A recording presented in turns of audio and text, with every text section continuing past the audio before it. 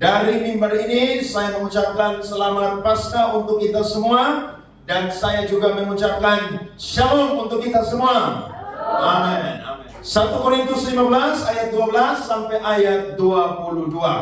Kebangkitan kita. Jadi bila mana kami beritakan bahwa Kristus dibangkitkan dari antara orang mati, bagaimana mungkin ada di antara kamu yang mengatakan bahwa tidak ada kebangkitan orang mati? Ayat 13, saudara. Kalau tidak ada kebangkitan orang mati, maka Kristus juga tidak dibangkitkan. Tetapi andai kata Kristus tidak dibangkitkan, maka sia-sialah pemberitaan kami dan sia-sialah juga kepercayaan kamu.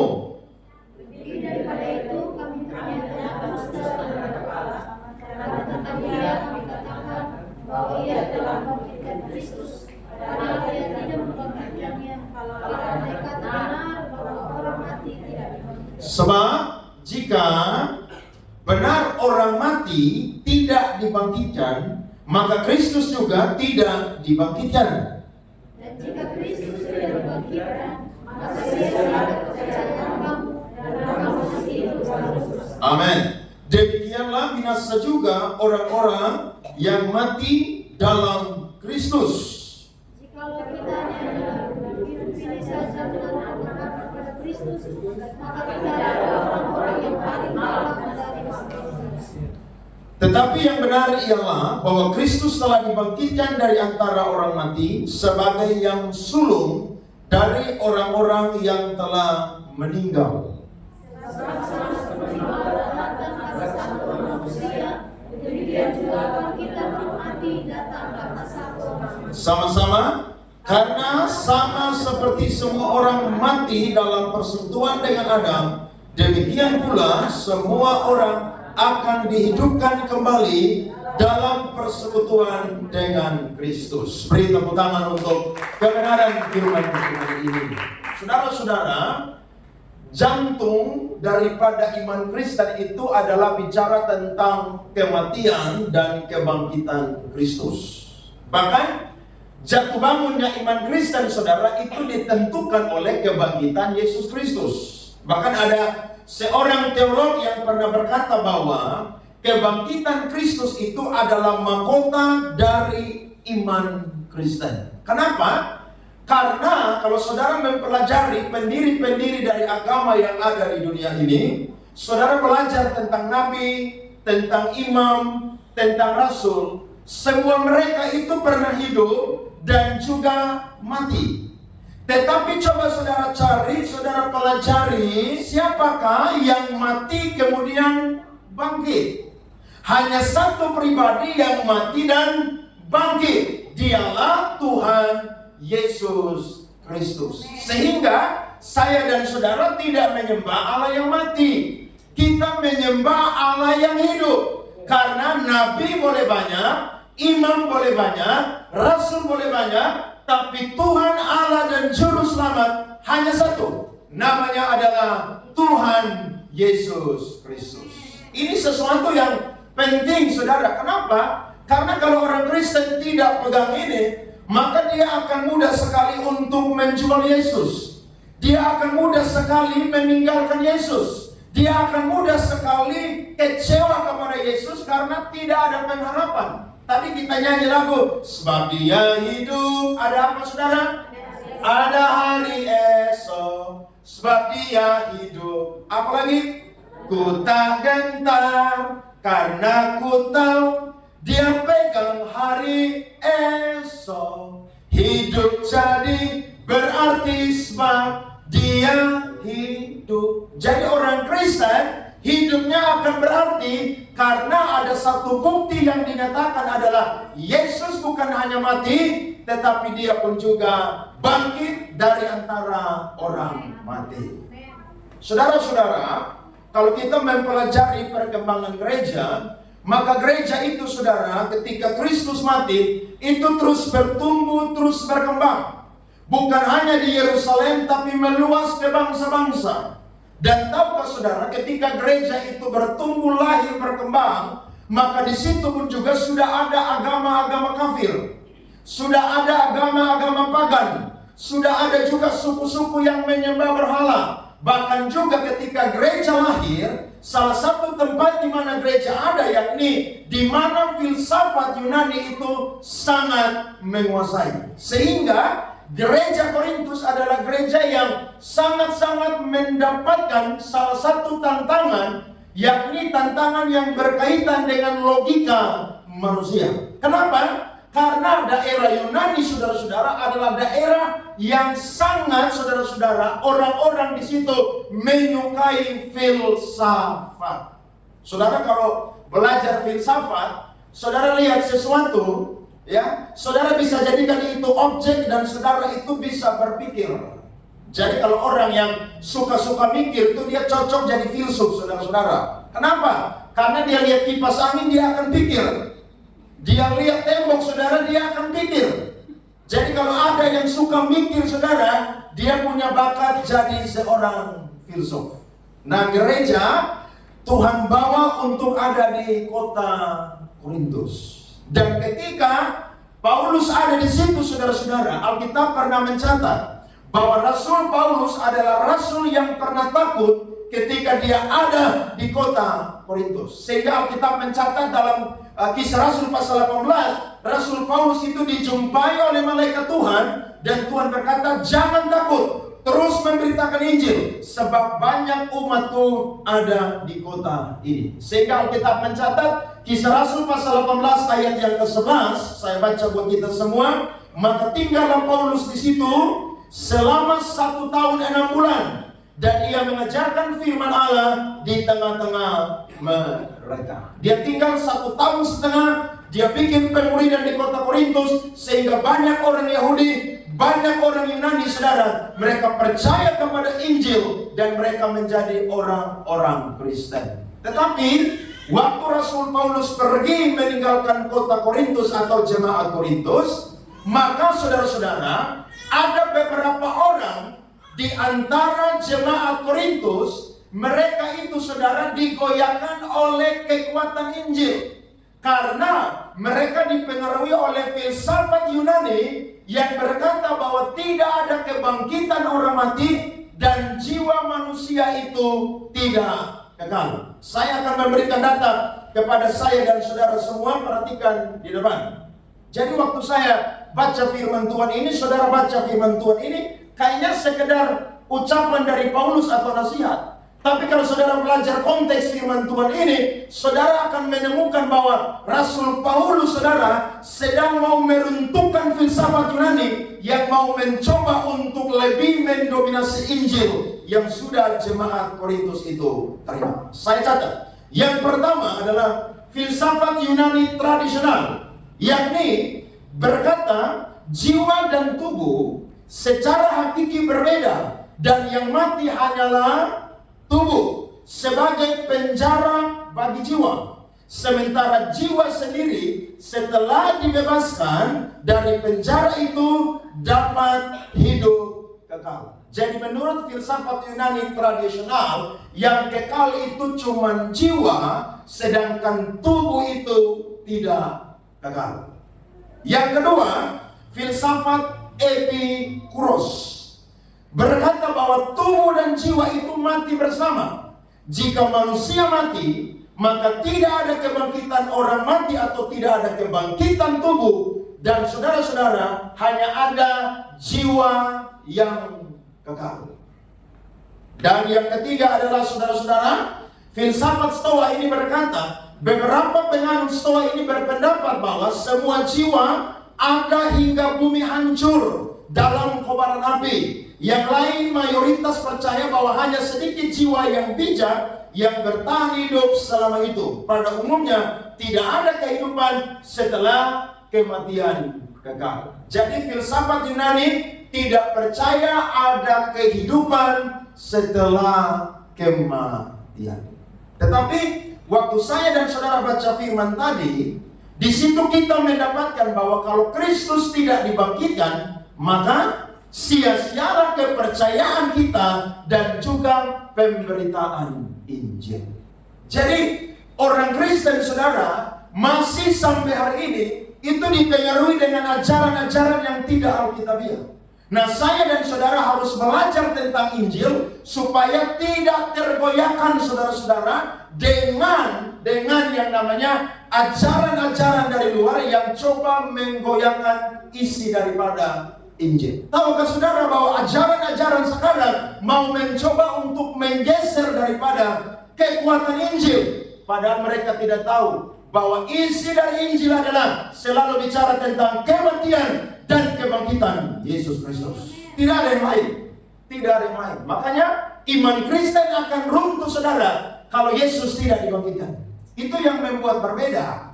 Semua nabi mati, semua rasul mati, semua imam mati. Tapi ingat, Yesus bukan hanya mati, dia bangkit dari antara orang mati. Itu yang berbeda saudara-saudara. Sehingga Rasul Paulus saudara mau membuktikan bahwa ketika Yesus mati saudara-saudara, maka dia menjadi yang sulung dari semua yang akan bangkit nanti. Yakni saya dan saudara yang nanti bangkit pada hari Tuhan datang kedua kali. Saya akan berikan data. Yang pertama adalah saudara-saudara, kebangkitan Kristus itu berhubungan dengan keselamatan orang percaya. Saudara lihat 1 Korintus 15 ayat yang kedua. Oleh Injil itu kamu diselamatkan asal kamu teguh berpegang padanya, seperti yang telah kuberitakan kepadamu, kecuali kamu telah sia-sia menjadi percaya. Saudara perhatikan, karena pemberitaan Injil jemaat Korintus diselamatkan. Apa isi dari pemberitaan Injil saudara? Yesus itu mati dan bangkit. Sehingga kekuatan daripada Injil adalah memberitakan tentang Yesus dan mati dan bangkit saudara-saudara. Bagi banyak orang ini sesuatu yang tidak masuk logika. Makanya ada yang tinggalkan Kristen dan berkata bahwa di agama dia yang baru dia mendapatkan jawaban yang pasti. Loh saudara mau belajar Alkitab nih, belajar tidak 1-2 hari. Alkitab itu saudara ditulis kurang lebih dari tahun 1500 sampai tahun pertama Masehi. Jadi kurang lebih Alkitab ini 15 abad saudara-saudara. Saudara mau pelajari hanya 1 hari, 2 hari, 1 tahun, 2 tahun, tidak bisa. Tapi ingat, walaupun 15 abad Alkitab ini ditulis, tapi Alkitab itu selalu punya benang merah yang sama. Apa yang ada dalam perjanjian lama itu digenapi di dalam perjanjian baru. Jadi saya dan saudara adalah orang-orang ketika Kristus mati dan bangkit, maka saya dan saudara menjadi orang-orang Kristen yang memperoleh keselamatan yang pasti. Coba kita lihat ayat 42 sampai ayat 44. Demikianlah pula halnya dengan kebangkitan orang mati. Ditaburkan dalam kebinasaan, dibangkitkan dalam ketidakbinasaan. Ditaburkan dalam kehinaan, dibangkitkan dalam kemuliaan. Ditaburkan dalam kelemahan, dibangkitkan dalam kekuatan. Yang ditaburkan adalah tubuh alamiah, tapi yang dibangkitkan adalah apa? Tubuh rohania. Jika ada tubuh alamiah, maka ada pula apa saudara? Tubuh rohania. Jadi saya dan saudara mati ini tidak selesai. Nasib dari tubuh dan jiwa itu ada setelah kematian. Filsafat Yunani berkata bahwa nasib tubuh dan jiwa tidak ada setelah kematian. Ada juga yang berkata hanya jiwa yang punya nasib. Tapi menurut Alkitab, jiwa dan tubuh adalah satu kesatuan yang tidak bisa dipisahkan. Waktu Tuhan ciptakan Adam dan Hawa, Tuhan cipta dari apa saudara? Tanah liat. Betul kan? Tanah liat. Manusia tidur, maka Tuhan bentuk dia dari tanah liat. Tetapi manusia ketika mau hidup, maka Allah itu menghembuskan nafasnya ke dalam manusia. Sehingga manusia bisa disebut manusia karena ada kesatuan antara tubuh, jiwa, dan roh. Ketika manusia jatuh dalam dosa saudara, itu semuanya tercemar. Tubuh, jiwa, dan roh. Makanya saudara lihat kan, ada orang yang kalau tidak bertobat, tidak percaya Yesus, dia buat dosa itu dia bangga. Saudara nonton coba televisi, sosial media, ada perempuan-perempuan yang jadi pelakor, bangganya luar biasa. Iya, mereka jual diri, saudara, selingkuh, rebut laki orang, mereka bangga luar biasa. Kenapa? Karena ketika dosa itu merasuk manusia, tubuh, jiwa, dan roh manusia itu, saudara, tercemar dengan dosa. Tetapi ketika Kristus mati dan bangkit, maka ada satu kabar baik buat saya dan saudara yang percaya kepada Dia. Kita yang memiliki tubuh yang tercemar itu sudah dibaharui. Bahkan ketika saya dan saudara Kristus datang kedua kali, kita dibangkitkan. Dan yang dibangkitkan adalah bukan tubuh alamiah atau tubuh duniawi lagi, tapi tubuh surgawi atau rohani. Jadi kita akan kembali menjadi debu tanah. Ada amin? Makanya saudara, biar cantik-cantik, ganteng-ganteng, kita mati ini jadi tanah liat kembali, jadi debu tanah. Tetapi ada kehidupan selanjutnya. Makanya hidup itu harus baik-baik, harus cinta Tuhan, percaya Yesus, iring Tuhan sungguh-sungguh. Karena kalau kita tidak iring Tuhan sungguh-sungguh, main-main dengan Kristus, saudara. Ada orang tanya kepada saya, Pak Andre, kalau orang sudah baptis selamat masuk surga atau tidak? Kalau dia tetap dalam firman, masuk surga. Tapi kalau dia habis baptis, dia kembali hidup lama, minta maaf, kamu tidak akan masuk surga. Iya dong. Karena orang yang sudah kubur kehidupannya, dia tidak akan berbuat dosa lagi. Jatuh dalam dosa masih bisa, tapi kalau suka melakukan dosa, itu tidak ada lagi. Karena tubuh saudara sudah mati akan kuasa dosa. Ada orang yang tanya kepada saya, kalau ada yang sudah sini, sudah janji di hadapan Tuhan mau ikut Yesus, tapi kembali hidup lama, bagaimana dia? Ya tetap tidak masuk surga juga. Jadi jangan bangga-bangga dengan surat baptis dan surat CD. Ingat loh, kita jadi orang Kristen, saya dan saudara harus bertekun memegang Injil. Kita baca ulang ayat 2. Saudara perhatikan. Oleh Injil itu kamu diselamatkan. Kalimat sambung bilang apa, saudara? Asal kamu teguh berpegang apa, saudara? Padanya. Jadi kalau orang yang lepaskan Kristus tidak akan selamat, saudara. Karena pengikut Kristus harus hidup sama seperti Kristus. Kristus ngomong apa? Kita ikut itu. Kristus buat apa? Saya dan saudara harus mengikutinya. Sehingga waktu Kristus bangkit, saudara-saudara, maka itu berhubungan dengan keselamatan dari orang percaya. Kalau Kristus bangkit, maka saya dan saudara ketika nanti mati, Dia datang kedua kali, kita pun juga akan bangkit. Yang kedua, saudara, kebangkitan Kristus itu berhubungan dengan penggenapan firman Allah dalam perjanjian lama. Lihat ayat 3 dan ayat 4 dari 1 Korintus 15. Sebab yang sangat penting telah kusampaikan kepadamu, yaitu apa yang telah kuterima sendiri, ialah bahwa Kristus telah mati karena dosa-dosa kita sesuai dengan kitab suci. Saya sudah singgung ulang-ulang. Semua perjanjian lama berisikan tentang Mesias atau Kristus. Dimulai sebelum Dia ada, sampai Dia lahir, sampai Dia mati, sampai Dia bangkit, sampai Dia naik ke surga, sampai Dia datang kedua kali. Semua sudah ada dalam perjanjian lama. Jadi ketika Yesus bangkit, saudara, Dia menggenapi semua yang ada di dalam perjanjian lama.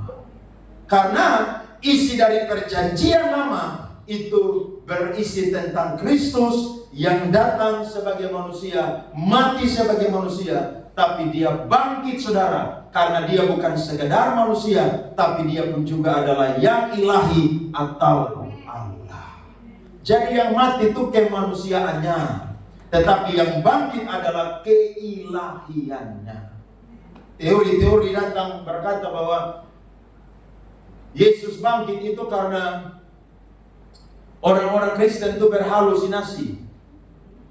Bahkan ada teori yang berkata bahwa Yesus waktu bangkit itu, saudara-saudara, perempuan-perempuan yang pergi itu mereka masuk salah kubur.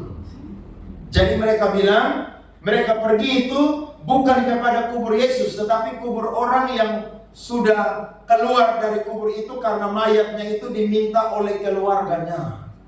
Saudara bisa bayangkan, ini teori-teori ngawur semua.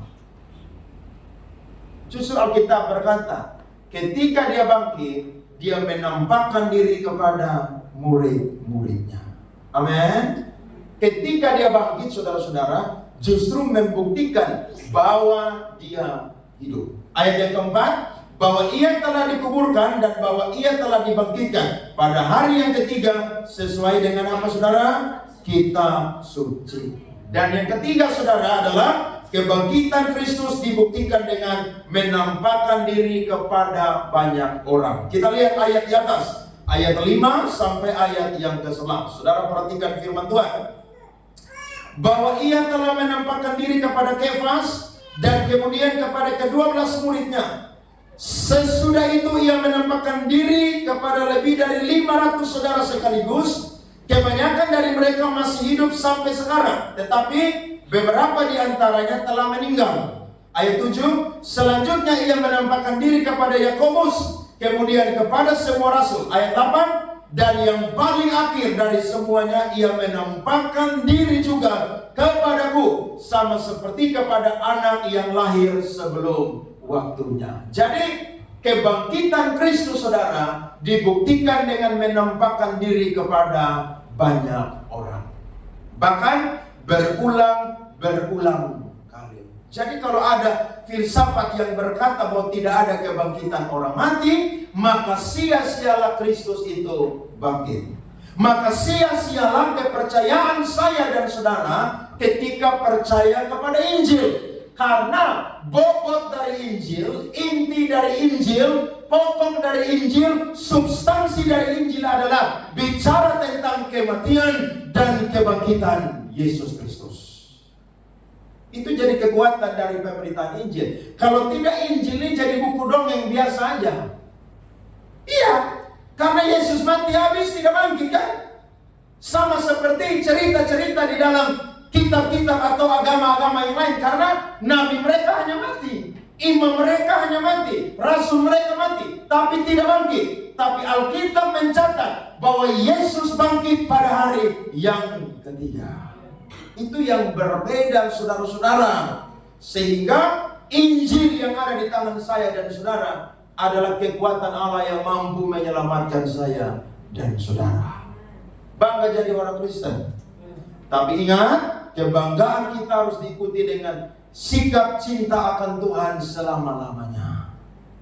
Saya bersyukur, kemarin saya baca data, saudara, kekristenan di dunia sedang melonjak dengan luar biasa.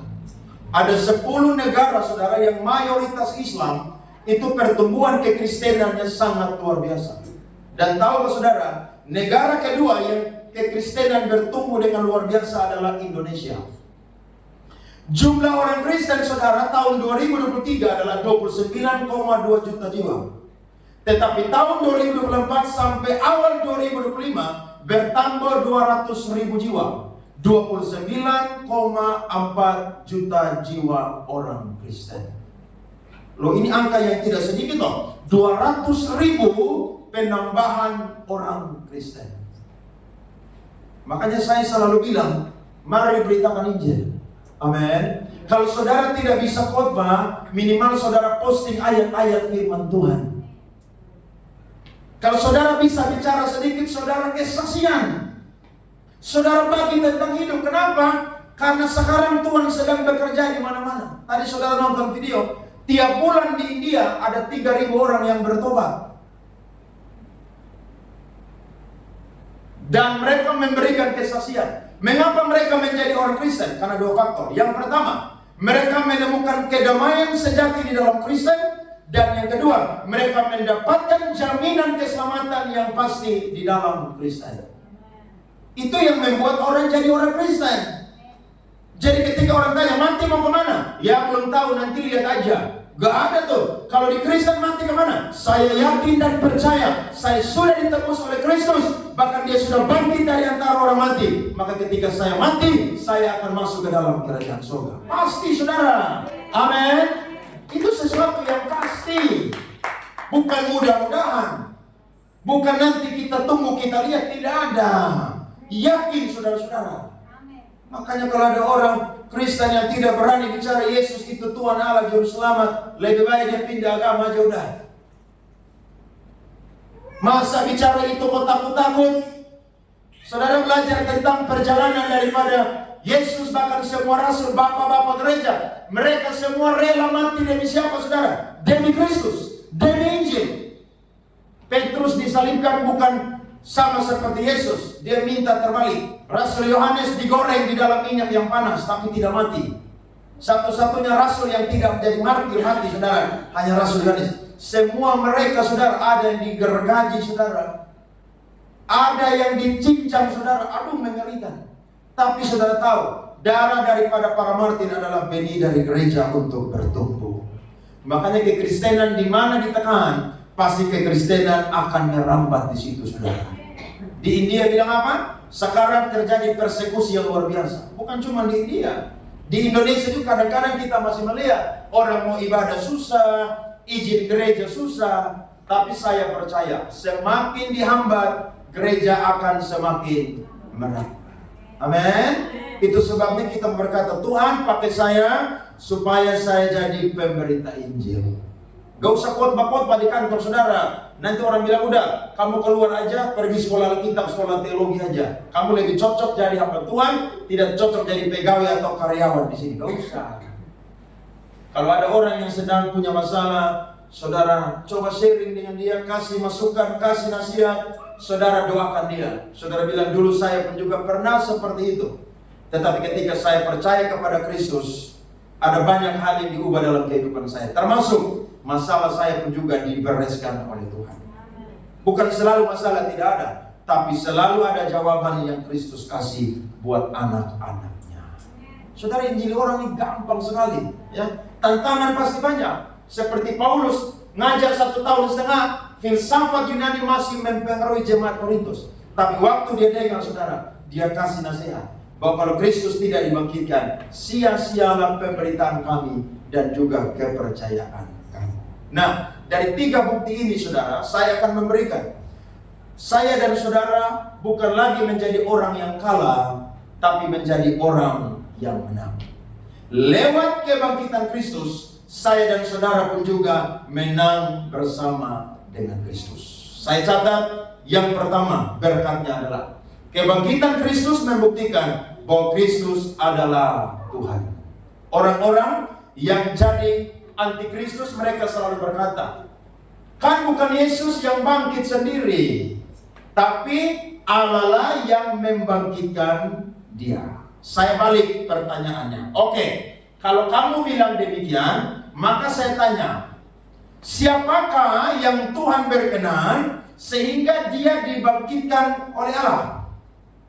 Kita tidak usah pikir keilahian Kristus dulu, kita cuma pikir kemanusiaannya saja.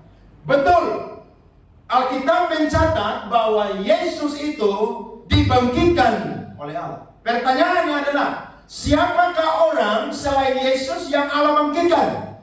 Ini pertanyaan aja, mereka nggak akan bisa jawab. Kenapa?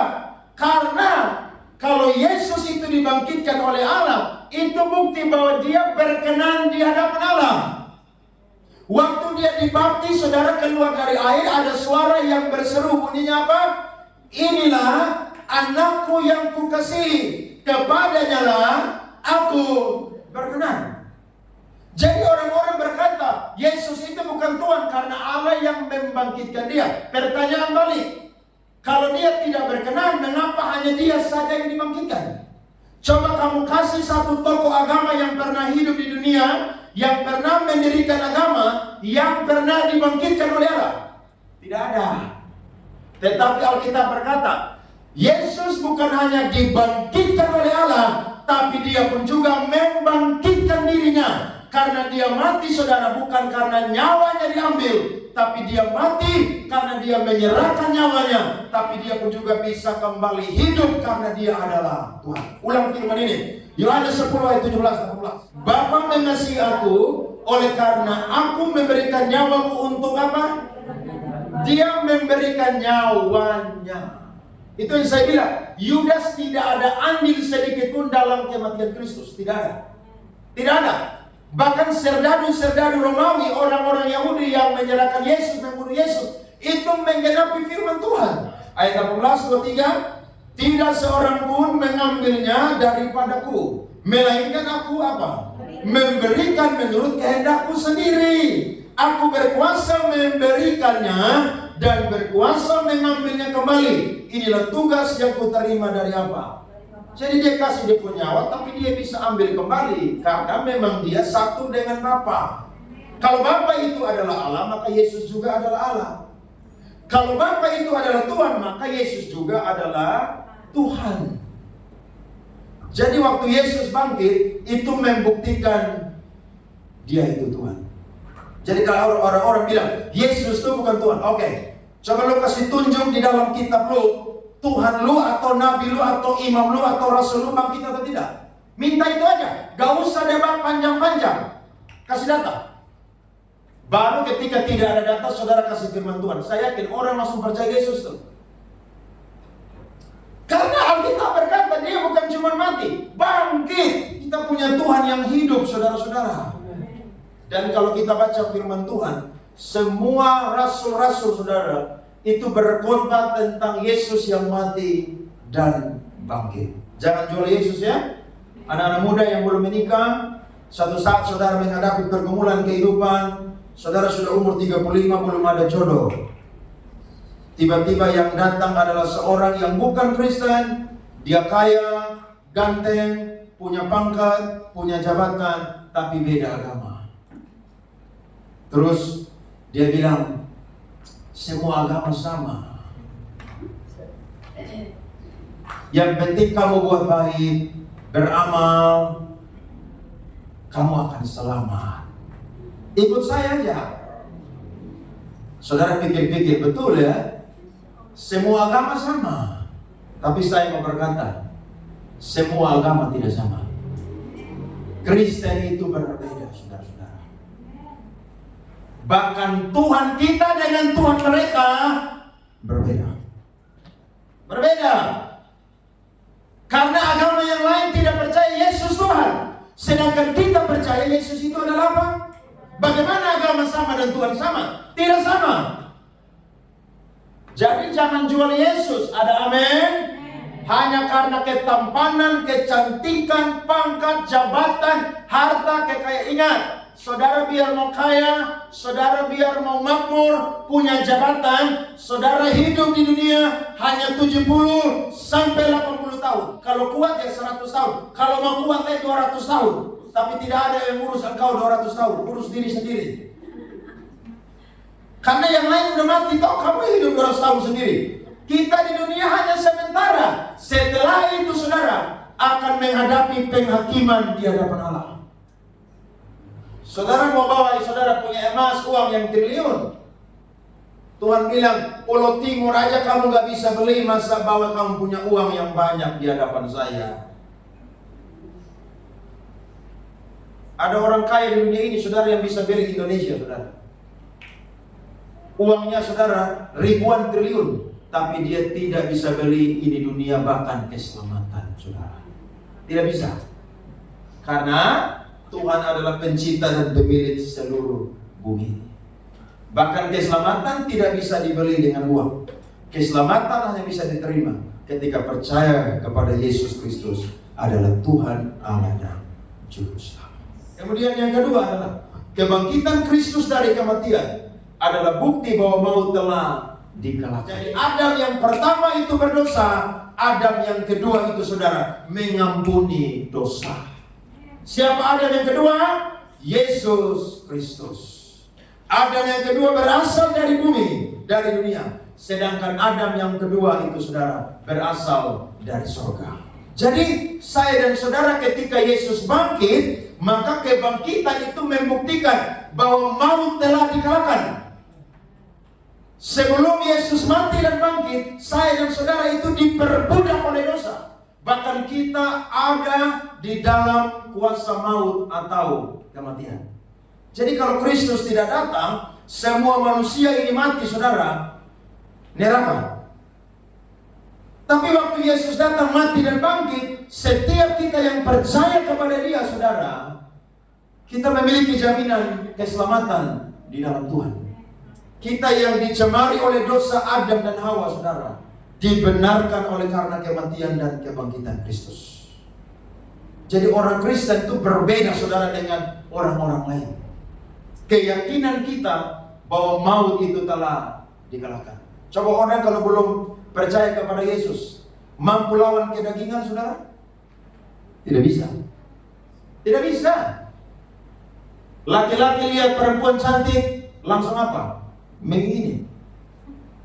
Biar dia udah punya istri. Tapi karena belum percaya Yesus, Kristus belum tinggal dalam dia, dianggap itu sesuatu yang biasa. Orang kalau belum percaya Yesus dan Yesus belum tinggal dalam kehidupan, dia tidak akan mampu melawan kuasa kedagingan, saudara-saudara. Tidak akan pernah bisa. Karena ingat, roh penurut, daging lemah. Kesukaan manusia hanya mau melakukan yang buruk, yang buruk, yang buruk. Bahkan ketika manusia jatuh dalam dosa, bukan hanya persekutuan dengan Allah yang rusak, tapi persekutuan dengan sesama pun juga rusak. Buktinya, Kain bunuh adiknya siapa? Habel. Laki-laki pertama yang melakukan poligami namanya siapa? Lamek. Zaman Nuh, semua orang hidup, saudara, suka-suka dia. Tetapi lewat kematian Kristus, saya dan saudara dibenarkan. Makanya anak Tuhan tuh pasti tidak akan suka buat dosa. Ada amin? Saudara buat dosa tapi sadar, aduh ini salah nih. Saudara langsung minta ampun, Tuhan ampuni, saya salah. Itu yang koruptor. Itu bukan cuma orang yang bukan Kristen. Orang Kristen juga ada di sana. Bahkan kalau saudara baca berita, nonton sosial media, sekarang orang korupsi ini bukan punya miliaran, triliun, saudara. Mengapa orang bisa korupsi? Karena tidak mampu melawan godaan kedagingan. Waktu mata lihat uang, saudara, langsung pikiran tuh menghayal kemana-mana. Kalau saya punya uang segini, saya akan punya ini, saya akan punya itu, saya akan jalan-jalan ke sini, saya akan jalan-jalan ke sana, keluarga saya, keturunan saya tidak akan miskin, tidak akan kelaparan. Orang lihat uang langsung apa? Langsung jatuh. Karena memang kuasa daging, saudara, itu luar biasa, luar biasa. Bahkan kemarin saudara nonton televisi, ada pasangan-pasangan muda yang baru pacaran, hanya karena untuk dapat uang. Mereka live, saudara, berhubungan seks, saudara, untuk apa? Demi konten, demi dapat uang. Polisi tangkap. Kenapa orang bisa buat demikian? Karena kuasa dari daging, saudara, itu lebih kuat daripada orang yang belum percaya kepada Kristus. Tapi ketika saya dan saudara jadi anak Tuhan, daging sudah mati akan perbuatan-perbuatan dosa. Masih berbuat dosa, jatuh dalam dosa, iya. Tapi terus hidup menerus dalam dosa, tidak, saudara-saudara. Ada amin? Itu yang membedakan. Sedangkan yang kedua, waktu Kristus, saudara, bangkit dan maut dikalahkan, saya dan saudara itu, saudara, tidak akan pernah dihukum lagi. Alkitab berkata, saudara-saudara, Roma pasal 8 ayat 1-4. Demikianlah sekarang tidak ada penghukuman bagi mereka yang ada di dalam Kristus Yesus. Roh yang memberikan hidup telah memerdekakan kamu dalam Kristus dari hukum dosa dan hukum maut. Sebab apa yang tidak mungkin dilakukan hukum Taurat karena tak berdaya oleh daging, telah dilakukan oleh Allah dengan jalan mengutus anaknya sendiri dalam daging, yang serupa dengan daging yang dikuasai dosa. Karena dosa ia telah menjatuhkan hukuman atas dosa di dalam daging, supaya tuntutan hukum Taurat digenapi di dalam kita yang tidak hidup menurut daging, tetapi apa? Hidup menurut roh. Jadi kita tidak lagi hidup menurut daging, tapi menurut roh. Jadi harus berbeda. Orang Kristen itu berbeda. Habis di sini bertobat. Jangan habis ini nanti ucapan syukur malam, mabok sampai pagi. Itu kan aneh. Nanti habis baptis, malam syukuran, mabok sampai pagi. Itu nggak masuk surga itu. Nggak ada cerita model begitu. Padahal kan waktu sudah sini angkat tangan, waktu baptis kan doa angkat tangan menyerahkan diri kepada Tuhan, jadi pengikut Kristus. Pulang buat ulang, kumat ulang, saudara. Tidak ada begitu, tidak ada. Saudara ambil keputusan iring Tuhan selama-lamanya, cinta Tuhan mati-matian. Hidup benar. Hidup benar. Karena saya dan saudara sudah dimerdekakan dari kuk perhambaan dosa. Damai sejahtera Tuhan berikan kepada kita. Tidak ada yang bisa berikan sama seperti Kristus berikan kepada kita. Dan yang ketiga terakhir adalah, saya catat, kebangkitan Kristus adalah janji untuk kebangkitan kita nanti. Jadi waktu Kristus bangkit, maka itu satu janji bahwa saya dan saudara pun juga akan dibangkitkan pada hari Tuhan datang kedua kali. Ayat terakhir, mari kita bangkit berdiri. 1 Tesalonika 4 ayat 14 sampai 18. Pemain musik silakan maju.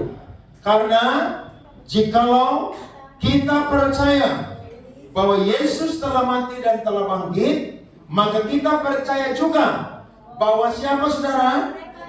Saya dan saudara yang telah meninggal di dalam siapa saudara? Perhatikan, ini kalimat penting. Yang telah meninggal di dalam Yesus. Jadi kalau ada orang yang meninggal di dalam Yesus, maka ada orang yang tidak meninggal di dalam siapa? Yesus. Jadi tidak semua orang mati saudara-saudara meninggal di dalam Yesus. Ada yang mati mabuk, ada yang mati lagi bersinang, ya, ada yang mati lagi main judi, ada yang mati tiba-tiba saudara lagi melakukan dosa-dosa tertentu, itu tidak mati di dalam Yesus. Makanya saya ini orang yang paling ekstrim. Kalau ada yang mati dalam keadaan tidak benar, saya tidak akan pernah kasih ucapan satu firman Tuhan pun juga. Karena ingat, firman Tuhan tidak dipakai untuk menghibur orang mati dan keluarga. Tidak. Firman Tuhan dipakai untuk menegur orang yang hidup di dalam dosa. Dan kalau kita berkata, akan dikumpulkan Allah bersama-sama dengan Dia. Ini kami katakan kepadamu dengan firman Tuhan. Kita yang hidup yang masih tinggal sampai kedatangan Tuhan, sekali-kali tidak akan mendahului mereka yang telah meninggal. Sebab, perhatikan, pada waktu tanda diberi, yaitu pada waktu penghulu malaikat berseru dan sangkakala Allah berbunyi, maka Tuhan sendiri akan turun dari sorga, dan mereka yang mati di dalam Kristus akan apa? Akan lebih dahulu bangkit. Jadi mereka yang mati dalam Kristus akan lebih dahulu ketemu Tuhan. Mereka kloter pertama, saya dan saudara kloter kedua. Ayatnya yang ke-17. Sesudah itu kita yang hidup, yang masih tinggal akan diangkat bersama-sama dengan mereka dalam awan menyongsong Tuhan di angkasa. Demikianlah kita akan selama-lamanya bersama-sama dengan siapa? Tuhan. Siapa Tuhan di situ saudara? Kristus Yesus. Karena itu hiburkanlah seorang akan yang lain dengan perkataan ini. Jadi kalau Kristus dibangkitkan, maka saya dan saudara pun juga pada waktu Dia datang kedua kali, yang sudah mati dalam Tuhan akan dibangkitkan juga. Ada amin? Jadi hidup tidak selesai di dalam lubang kubur, tapi setelah kita mati akan ada kebangkitan orang mati. Tubuh kita akan dirubah memakai tubuh surgawi, dan jiwa kita pun juga akan ada bersama dengan Tuhan di surga. Jadi bukan hanya jiwa yang ada saja, tapi tubuh pun juga ada bersama dengan Kristus. Ini menolak paham-paham yang tidak Alkitab. Kiranya saya dan saudara dikuatkan, tetap percaya kepada Yesus, jangan mau meninggalkan Tuhan Yesus Kristus. Karena Dia sudah bangkit bagi saya dan saudara. Jaminan hari esok itu pasti untuk saya dan saudara. Tuhan memberkati kita semua.